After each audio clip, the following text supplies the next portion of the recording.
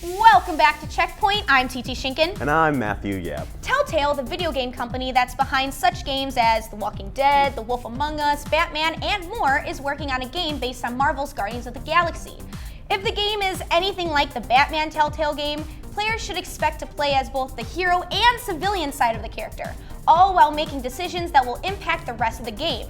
There's no other details on which Guardian the game will focus on, but it is, however, planned for a release sometime in 2017.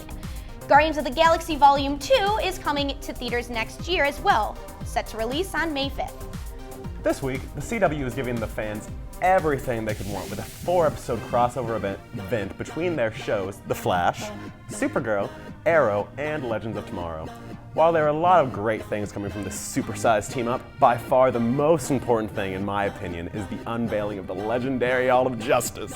Freaking All of Justice, man! Okay. If you're not as well-versed in comic book lore as we are... We are? I am.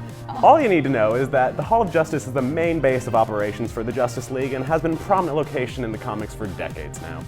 Our live-action feature of the Hall was teased to us in posters promoting the crossover event, and if you put them all together side by side, you can see it in the background, which got a lot of nerds like me pretty excited.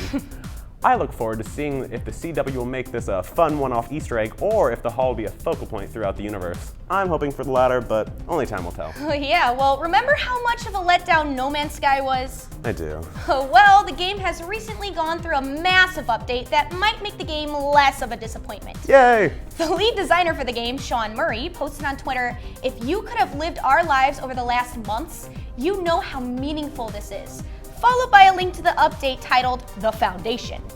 The game now features 3 different game modes: Normal, which is the original game, Creative, which has unlimited universe space and big bases, and Survival, which is a more difficult version of the normal mode.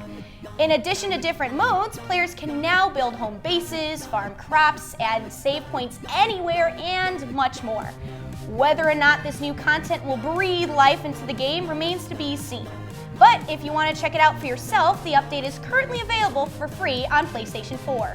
It's been a big year for Nintendo. Really? Yes. They've been making headlines with events like the launch of Pokemon Go back in July. Never heard of it. And announcing their new console, the Switch.